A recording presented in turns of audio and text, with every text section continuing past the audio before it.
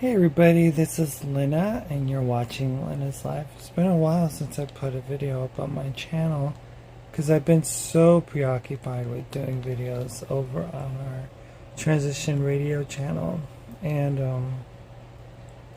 been having a really great time with my honey. It's just amazing, just is. There are no words to explain just how incredible this relationship has become. I never experienced a love like this. And I mean, I know people are probably like, but you guys have been together for 6 years. And I'm like, yeah, it's true, we have. Lots of growing pains in that relationship. From the moment we met, I was in pain.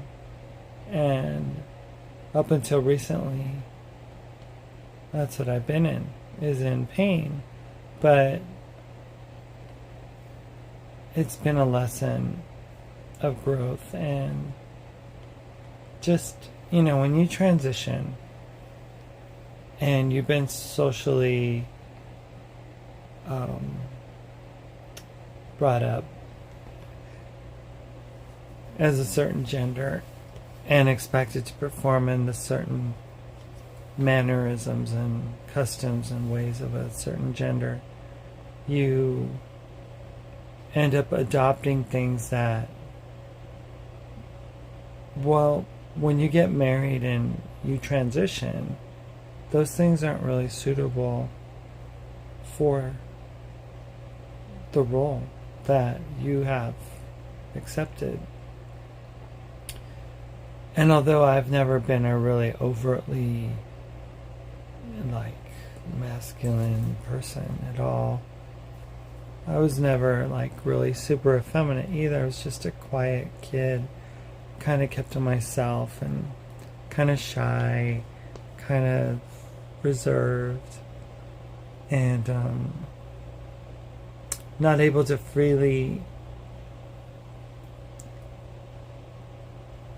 respond in an emotional way. I kind of hid things back in my head because I was told that that's not how boys were supposed to behave, and stuff like that. It just gets complicated in a relationship where you are not that, and it's a relief not to have those expectations that are unnatural to you. Like for me, it was an unnatural thing, but it was something that I had to feel like I had to adopt, and so we got married, and my person who's lying next to me over here, he married a person that was very broken, very hurt, very abandoned, very damaged, and accepted that. And I remember when we first got married, he's like, I know you can't give me your whole heart right now, but can you promise me that you will someday? And I was like, yeah, I can. I think in healing that I can give you my whole heart. I can't right now, though, I told him. And it was like that for 6 years. For 6 years, I couldn't give my whole heart to my husband. It was very difficult, and breaking free from guilt, religious expectations, the pain of abandonment and feeling like, I don't know, feeling alone, feeling like just left for dead, really. It just plagued me, and it would affect me physically as well. And I'm a very naive person. I trust easily, and I have a tendency of getting hurt by revealing too much information or trusting people to my fault. I trust people when they say that they're a certain way. Like in the most recent situation, those who've been following the channel, I had been conversing with a certain gentleman from a foreign country, and he promised me the world.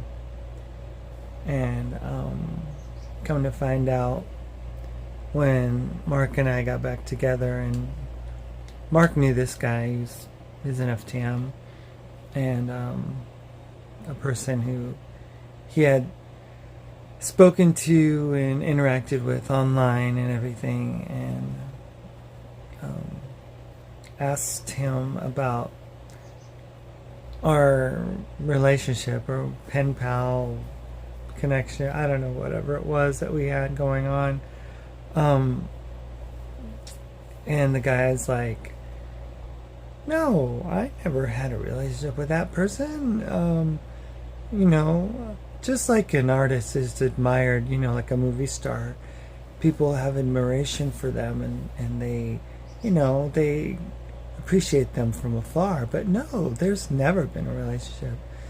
Well, that's not what I was being told. I mean, it's so not the situation that I thought it was. I'm grateful because my person is Mark. I wasn't looking for a relationship. I wasn't looking for anybody, but this guy came to me and started talking to me, and first of all, he started asking me about my hormone regimen and recommending different things and stuff for my hormones and everything. And he was talking about medications that aren't even available in the United States. And I was like, well, I don't know how to get that. And, he's like, yeah, well, this is what my patients and blah, blah, blah. And then later, come to find out, he had an ulterior motive. And to this day, I'm not sure. Mark seems to think it was about citizenship and a path to come to the United States, because I guess he has been speaking to Mark before about coming over to the U.S. and how he could be repatriated. I don't know.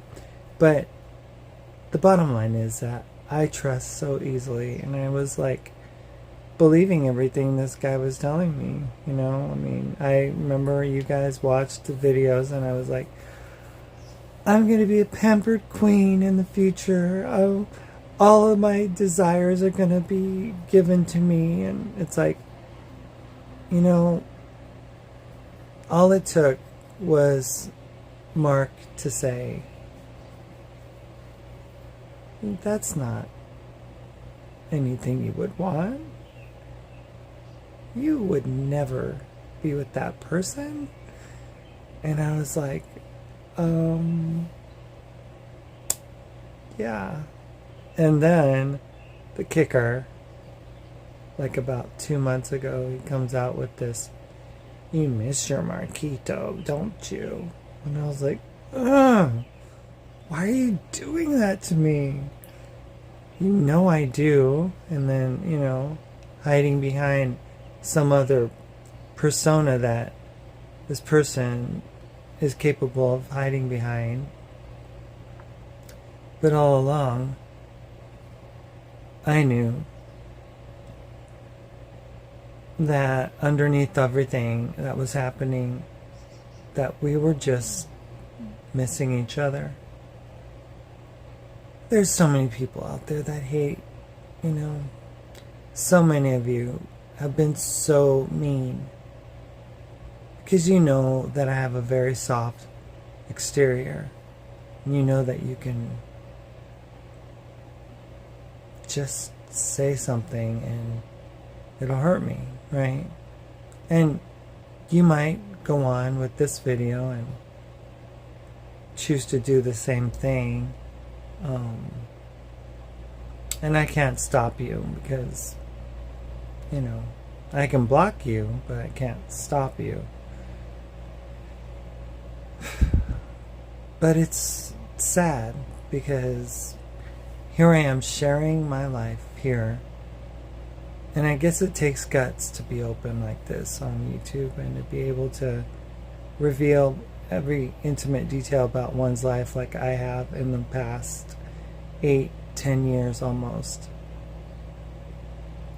And make myself kind of like a kick me sign in the back or something for you guys to take shots and stuff.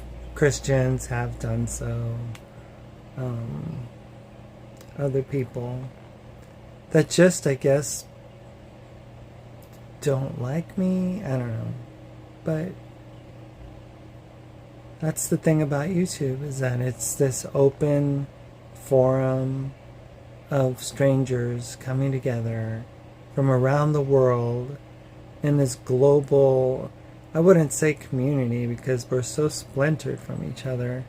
There's no commune, right? We don't commune. We like, it's like all of these social media sites have been put together to keep us battling each other and not really finding a common thread, but always finding a way to argue and fight. Just go to Twitter any particular hour of the day and you're gonna find people engaging in these, I don't know how many words these days Twitter allows in one text, but just by limiting the scope of the conversation, it's able to accomplish so much in dividing us as people and as a world, really. But it's just one of those things, you know, you put yourself out there, you have the chance of getting beaten up. And I've had my share of that. But love always finds a way to get to the top of everything. And that's the case with Mark and I. The battles of control and feeling limited is because I struggle incredibly with materialism. I struggle incredibly with responsibility, organization, time management, all of those things which many people are good at, I kind of suck at. I don't know if there's other people like me, but I've kind of given up on the idea that I could fix myself.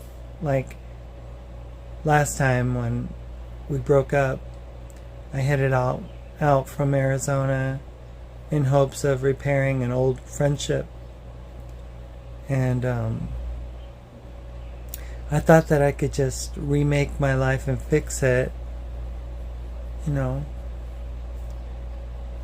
And again, I trust very easily. So you guys know my friend from across the lake, she had come into my life back in January of 2019, where she made a video or sent an email to me and said, Lynna, I can understand the plight that you're facing and the situation of rejection and abandonment, because my own sister has, you know, had problems with me being lesbian, and I can understand, you know, your sister abandoning you and not wanting to be around you or knowing anything about you because you're trans. And, you know, she started to really connect with me, and then was having, you know, that issue that was developing with Mark and the guilt thing, and then Mark was in a detransition thing going on, and, you know, it kind of surprised me because we ended up breaking up and talking about it on the channel in a show. And then like a day later, Mark's on YouTube and he's saying he's going to detransition, and I was like, oh man, all that. And so my friend from across the lake, she made her presence known, and she's like, you know, Mark's always been this way. He's always been controlling, sharing with me different videos of Violet and different videos with Jessica and different videos with different people, and, you know, just painting this scenario for me of this really controlling human, you know. And I was like, yeah, and that. And just kind of feeling my fire and feeling like I was being massively railroaded into like some controlling narcissistic person that I was with. And come to find out now, after going around the circle with that whole narcissism thing that I would characterize Mark as having, come to realize now that none of that's true.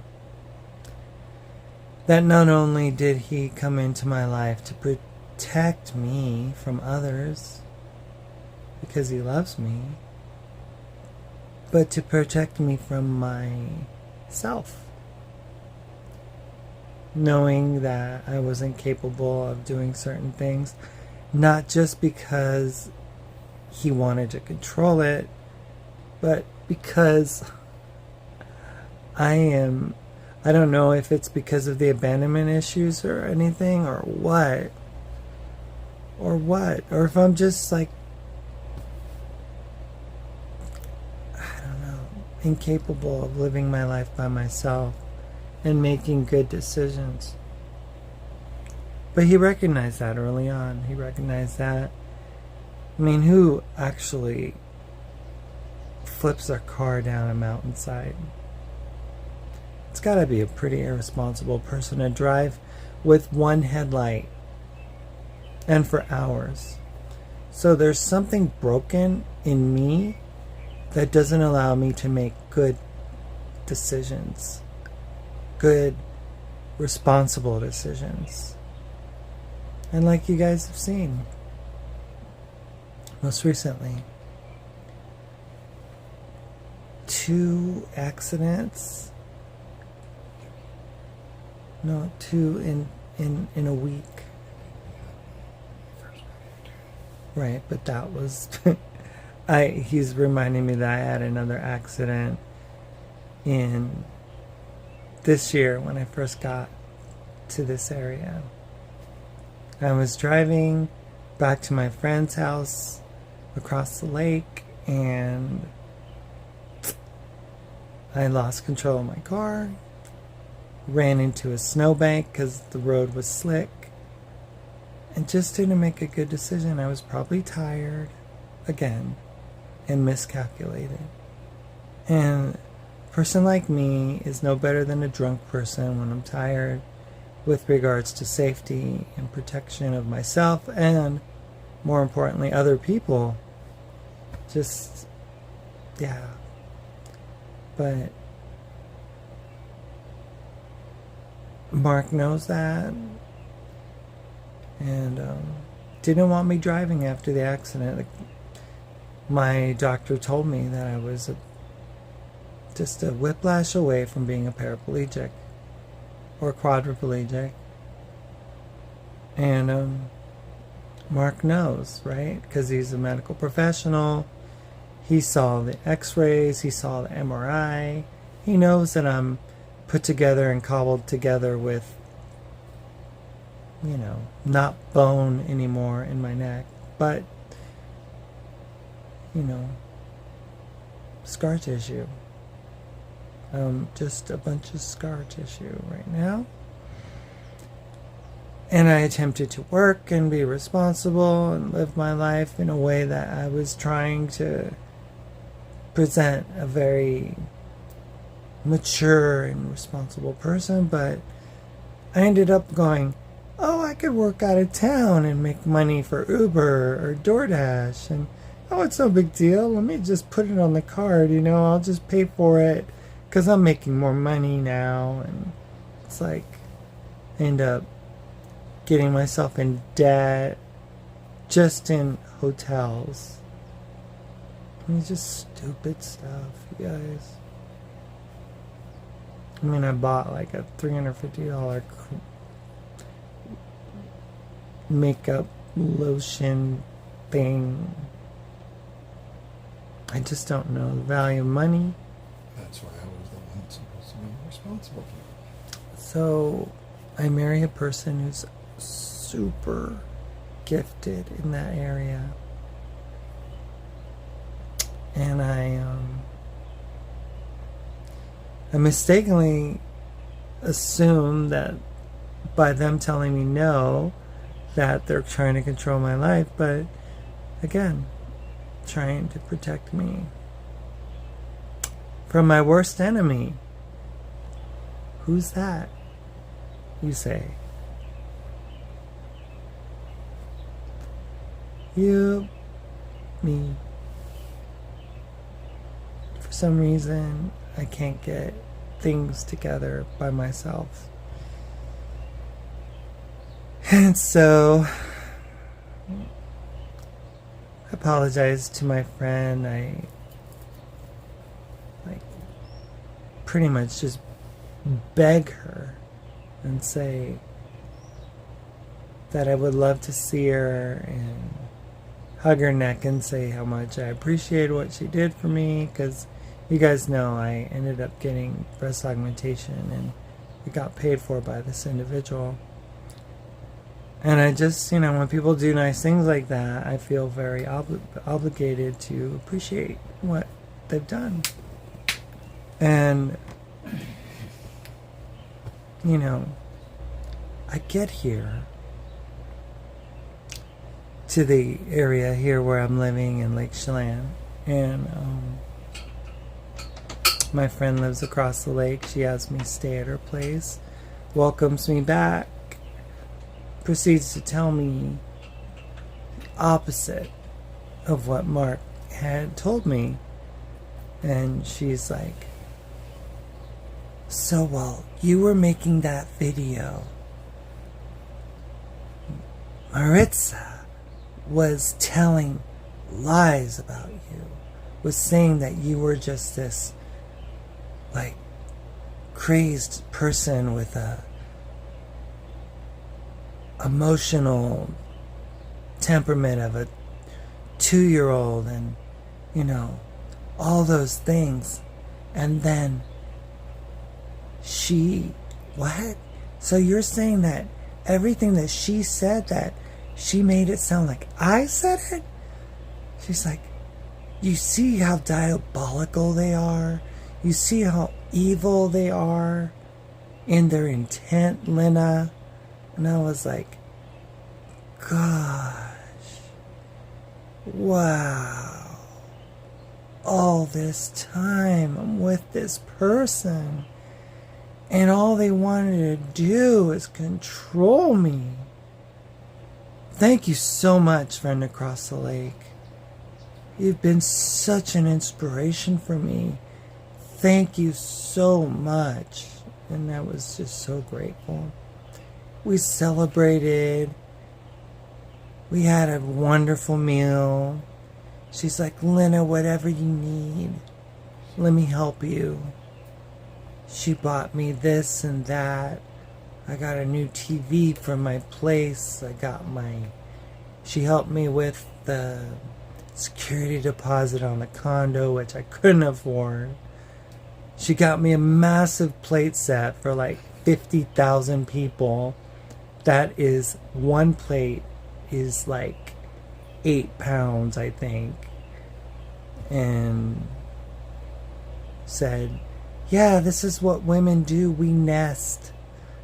So we have our decor and we have our, our motifs and our feng shui, and the ways of the woman is to be like patterns and beautiful things. She got me a piano, which I'm grateful for. But she told me, I got you the piano because, last time you just left in your car. I didn't want you to leave this time, so I wanted you to have a piano because that way it guarantees that you're not going to just up and leave. You got a piano now. And heavy plates. And heavy plates. And it wasn't just one bicycle that was given to me, but, I was asked, oh, would you like to get this bike? And I was like, yeah. I was like, it just fed my materialism, right? I was just so excited about getting bicycles and stuff because, I used to love to cycle. Well, to be honest with you, I've ridden a bicycle. Let's see. I rode it over to almost to my friend's house, and the crank fell off of the bike that she got me because it's an older bike. And I ended up the crank literally fell off. And then she was like, I saw this other bike in Amazon Marketplace, and it's over in Wenatchee. They want $50 for it, and it looks like a bike that you would have wanted, and I can bring it. And, she surprised me and took me down there to get it, and I was like, whoa, gosh, okay, now I have 2 bikes. And then I found another bike because it feeds that innate materialistic zeal that I have. And I got another bike, so I have 3 bikes, right? One was living inside the house because I didn't want it to get elements, weather on it and stuff like that. And Mark was like, why is your bike inside? And I go, well, it's a nice bike, I don't want it to get messed up by the weather. So I had 3 bikes out there. I have a plate set that feeds like 12 people, bought for me. And yeah, I'm just like, yeah. And I'll never reveal the person's name. I don't ever want to make them feel like that. But they knew the story, how that person came along to be, that they've been a stalker of mine since I've had a YouTube channel. yeah, Mark's saying that if you guys know the story of this person who came into my life but had already known about Mark for years and years and years, actually been following Mark since Mark transitioned and was on Maury Povich in 2006. I mean, this intensity of this person's obsession, it seems like, with Mark, and then eventually with me. My mind's blown because I trust so easily, and I expect people to be kind just because they're kind. Like, I mean, if I do something for somebody, And share. I don't expect anything from anybody. and share about how this person says they wanted to gut me as a fish. Well, I'll go into that in a bit, but I was, welcomed warmly back into this area. I live here because of that person, because I didn't want, I wanted to help her in any way that I could, and in my gratefulness, I wanted to stick around and be in the area because, that way I could be within a half hour or something and go visit her, spend time with her. She had recently gotten a piano for her house. She wanted me to go play it, and, she had gotten a new puppy, and I wanted to go see the new puppy, and yeah. But things aren't always as you think they are.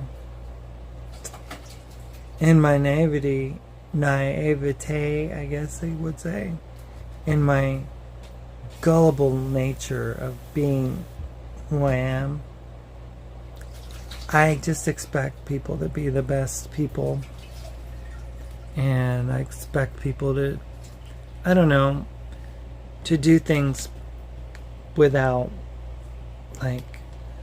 expecting something in return. And I know this person will always tell me that they didn't expect anything in return, and everything that's spoken is always the opposite of what I'm hearing from my spouse. Back in 2019, my spouse thinks, Mark thinks, and I'm still processing it, but Mark thinks that the person that was my friend, that she had some kind of a, romantic thing, or, because when we last spoke, this is the irony, is when I had my accident, the last time, the last straw that broke the camel's back was for me, and getting rid of my car and stopping work and everything, was running over a median at 1 o'clock in the morning, returning packages for Amazon, and finding myself in the same situation, not as extreme, but in a broken down car, unable to drive, and with a busted rim and a flat tire, sitting in a downpour of rain in Everett, Washington, in a parking lot of a Chevron gas station, looking into the backside of a McDonald's, and thinking to myself,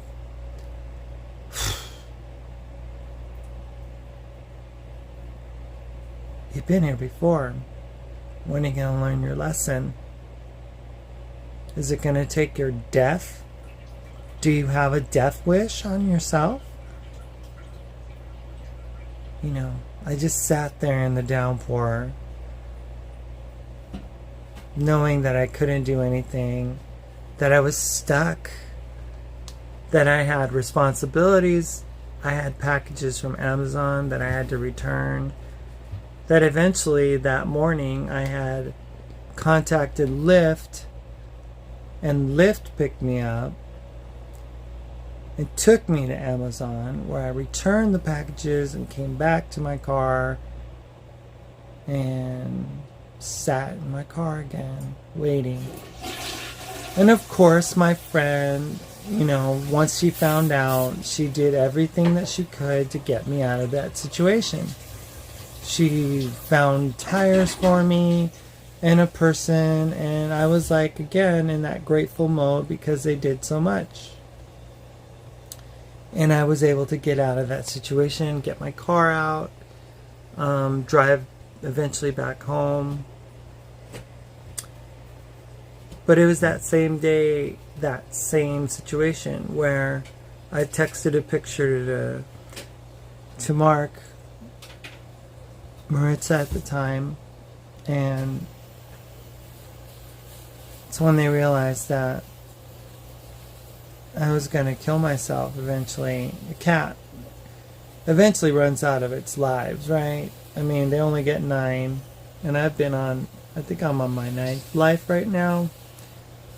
So, we've been in communication the day before, and then that day, and then something magical happened, and we just wanted to be back together again, and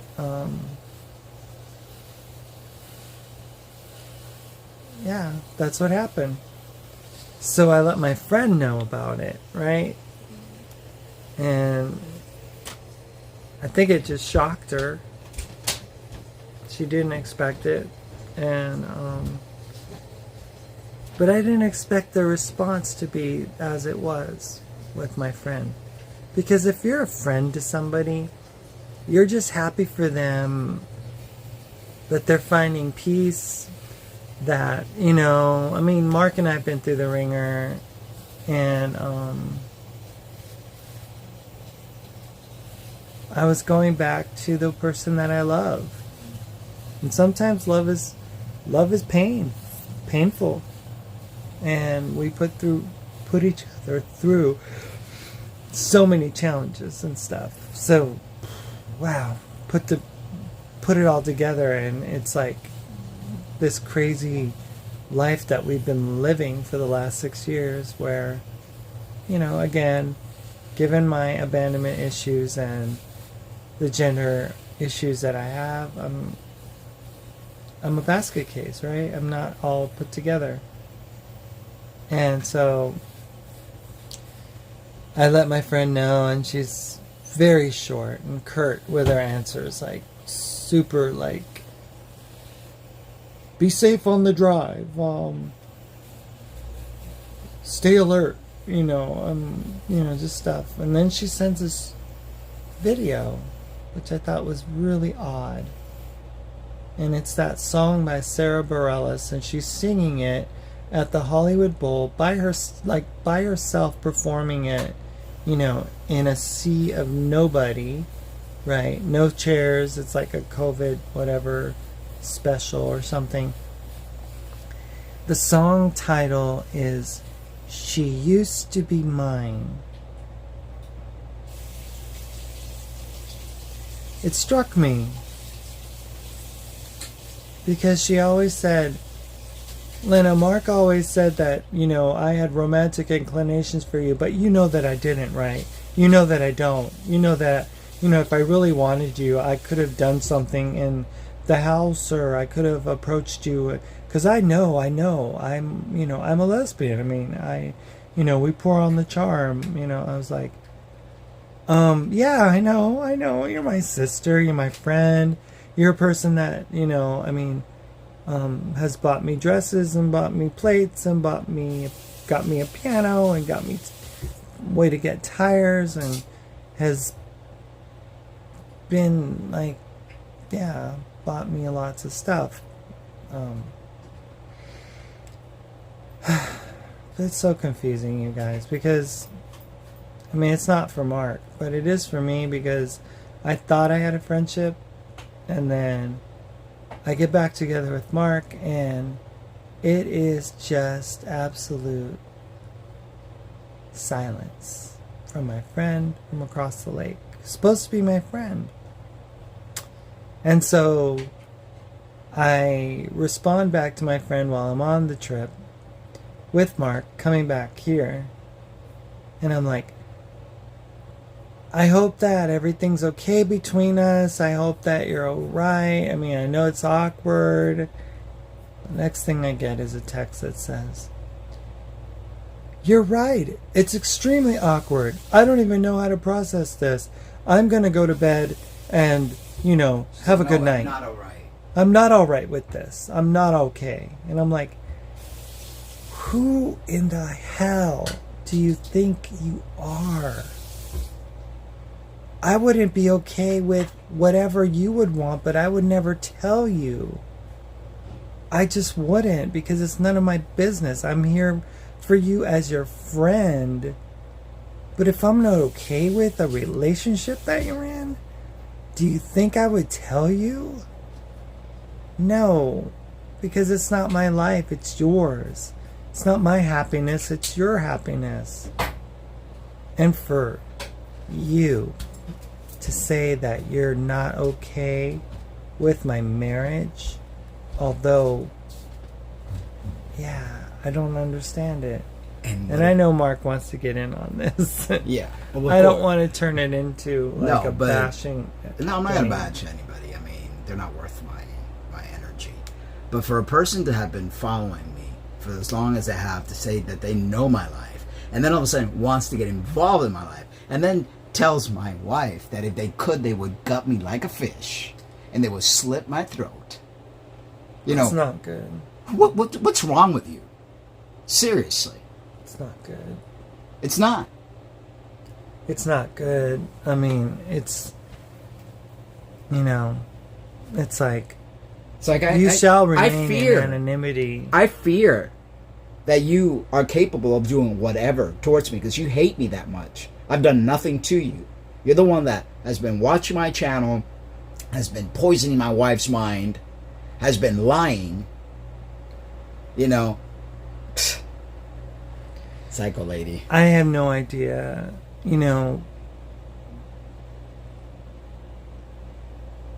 Honestly, I mean, the conversations we had privately were with regards to intentions and what she had wanted to do back in 2020 when she saw me on YouTube making videos with Mark in our RV. And yeah, it was ugly. Things that she said were like, if I was not, if I knew I was coming down with a terminal illness and I knew that I was gonna, not be around, or that, I wouldn't bother me to, to murder somebody and, cause them, So what I have mean, I that's like, done wow. to you? I was like, whoa, wait, what? What? I mean, as much as you and I would argue and fight, I would never wish your death. I would That's never want crazy. to touch you, to physically cause you, And this pain. person has been the one that has been poisoning your mind regarding the whole control thing, and feeds your materialism and feeds all these things. I lived as a lesbian for years. I know how they think. So you may fool Lynna, but you don't fool me. And be warned, if anything were to happen to me, you will be blamed. I just, it's just sad. It just is sad because I trust so easily, and I never know what people's motives are because I don't have that filter. I just expect people to be kind, and they paint themselves as being kind. But when you want to gut my husband as a fish and you want to go in and slice his head off with a knife in an RV, there's something wrong with you. There's something very wrong with you. And the first time we broke up, they pretended to be this guy and was leading me on to try to hurt my feelings. I mean, what kind of person does that? And it's like the same person that Alessandro, befriends me for years to then hit on my wife. And knowing that since 2015, this Alessandro person Has also been had eyeing you. been, yeah, it's Crazy. just, that's why that's what the YouTube internet is so toxic. That's what the internet is so freaking toxic. As I mentioned in my earlier video that's being downloaded right now. It is. It's a dangerous place, and Come up with these weirdos. you find all kinds of people that have all kinds of intentions and motivations and desires and stuff, and it's really a creepy place, because here I am in Lake Chelan, across the lake from a person that I had confided in and trusted, and come to find out that I get back together with my husband and she cuts me off like I'm like not worth. Like a jealous lesbian would. I don't know all that. Well, I do. Mark knows all that, but I just, it's confusing to me. The moments that were shared and the times and, the help that I've gotten and the love from, the pets that she owns, and it's just hard, to put it all into this just, a crush from a lesbian that wanted me, and I don't know. It's just hard to. I know Mark says that. But, well, put all the puzzle pieces together. But then I get the song "She Used to Be Mine," and I'm like, she was never yours. What does that mean? Person across the lake. What does that mean? She used to be mine. Never. When we got back together, Mark and I get back together. I get a video. She used to be mine, and then short, emotionless responses followed with I'm not okay with this. This is extremely awkward. I don't even know how to process this. I can't even, it's like emotionally understand what's happening. And yeah, I get it. I get it.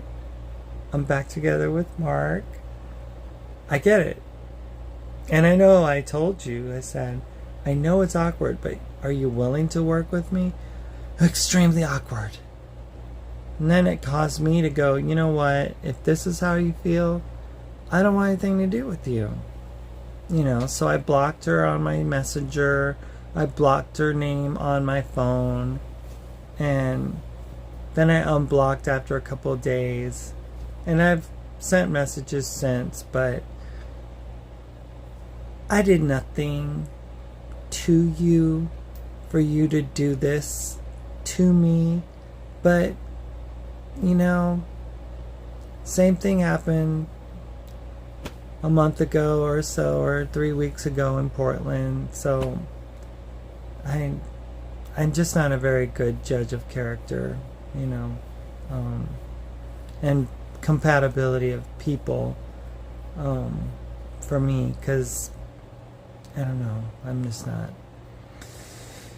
a good judge. At least I made a good decision here, right? I made a really good decision here, because I found, although my twin flame has caused me to really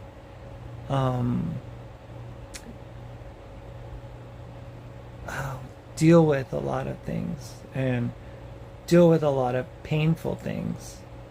This has been a very good relationship, and it's only getting better, because the love that we have between each other is one that it stood the test of time. It has. And now we can ride into the sunset, as it were, and understand that we faced our fears, we faced our limitations, and now as a couple we're better together now than we've ever been. And I am happy to say that I am more in love with you than I would have ever imagined myself being capable of, because my heart is open. It's just all I ever open. wanted. It's all I've ever asked, because I've always given you 100% of me. And he has, and I try to protect you, because I know you're my little girl, and I know that your weaknesses are my strength, and my weaknesses are your strength. And yeah, I mean, I'm just so grateful that I can give him purpose, and I'm just so grateful that he can give me meaning, and it's just a beautiful dance that we do. And we recognize our limitations, we recognize all the things that we deal with, and I know you guys know what I'm talking about, all the things with gender and sex and all that stuff. We don't shy away from accepting that we're hybrids and we're different, and that we have a little bit of rock and roll and a little bit of country in us, is all what it is, right? But at the end of the day, this person's masculine essence is something that has always drawn me. Always. Always. And, I'm just grateful. I'm grateful to be in his arms. I'm grateful that he's my protector. I'm grateful that he is in my life. And for those of you who are predicting our doom, shame on you. Seriously. I mean, go get a life. I mean, if you are the person that likes to parade themselves in an overweight bikini, walking around traveling the country, if that's you and you're the one who's been plaguing my channel for years, almost a decade, go get a life. I mean, you're nothing like me. I'm nothing like you. And if you have they issues say, with me and with my choices in life and with my former life, that's my business.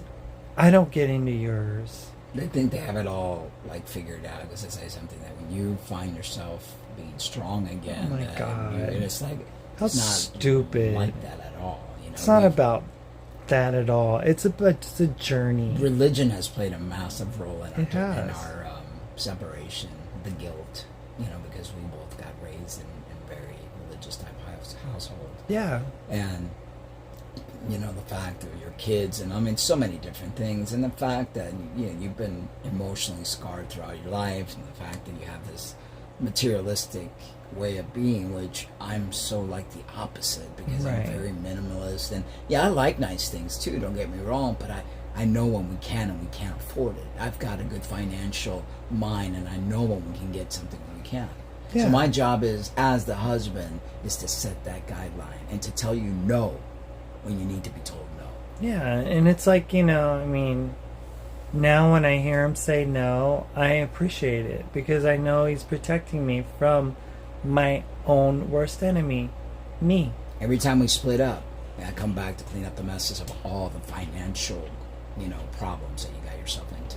Yeah, because I pour my emotions and my, it's like a healing balm for me, to spend money and to do things and stuff and to feel free, and it's like, And both people that you let into your life, Alessandro was feeding into that, and the other person across the lake was feeding into that as well. And that's not what you need. Yeah. So we recently got rid of most of those plates and that whole set, because it's a symbol of weight. Yeah. It's a symbol of materialism. It's a symbol of excess. Yeah. Because who needs a plate set of 12 in a little condo that's here on the lake, that's supposed to be just a vacation place for people, that doesn't even have the space for the pots and pans that it already has, let alone filling a table up with all this stuff. And it's just a symbol of excess. It's a symbol of my materialistic bent, and I don't want that to be how I live my life, so I've recently, we brought a load of them over to a Goodwill in Wenatchee, and we're going to bring the rest of them over because they're so heavy, and they symbolize heaviness. Like, you lift one plate, like I said, it's like 8 pounds. We were eating yesterday, and it caused us a disagreement, because he's like, why are we eating with all these plates? I mean, why are we making... I'm like, I'm so sorry.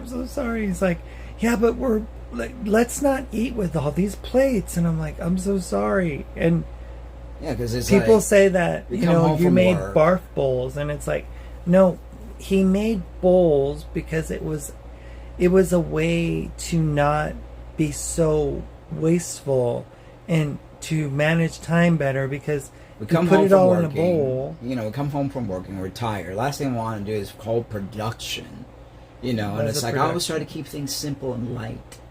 So the bowl, you put the salad, you put stuff in layers. It's all going to go down. You don't have different compartments in your stomach. It's all going to go down. And we the don't same. have, Better Homes and Gardens watching us, or I know. the So home, economics, or whatever, the Good Housekeeping. We're not in the Red Book or you Right. know, we're And not we in like to any of watch those. TV on our little TV table things while we eat, so something simple instead of having carpal tunnel from carrying these heavy plates while you're eating. So, needless to say, we're getting rid of that. I'm probably going to get rid of a couple of the bikes because I just need my one bike that I bought on my own. I don't need two others.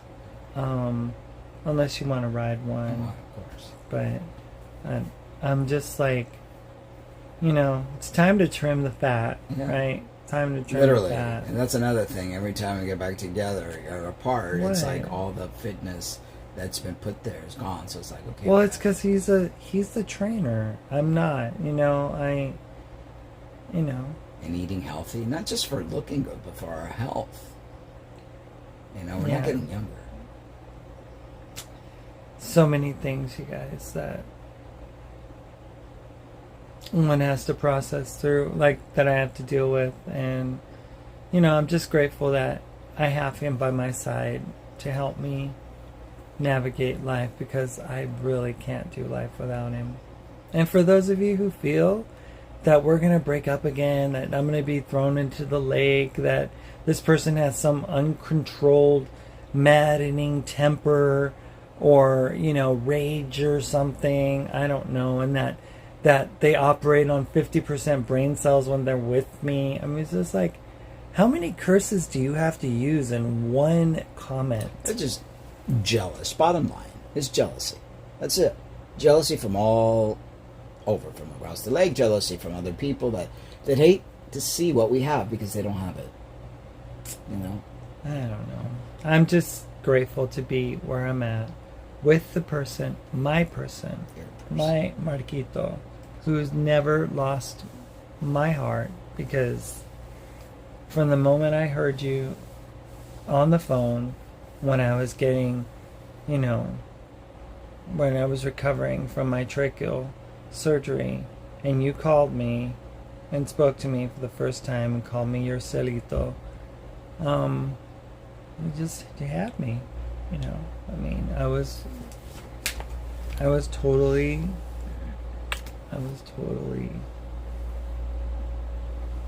enchanted. Twin. I love you so much. Thank you for coming into my life, and Always. thank you for making your love such a huge part of my life.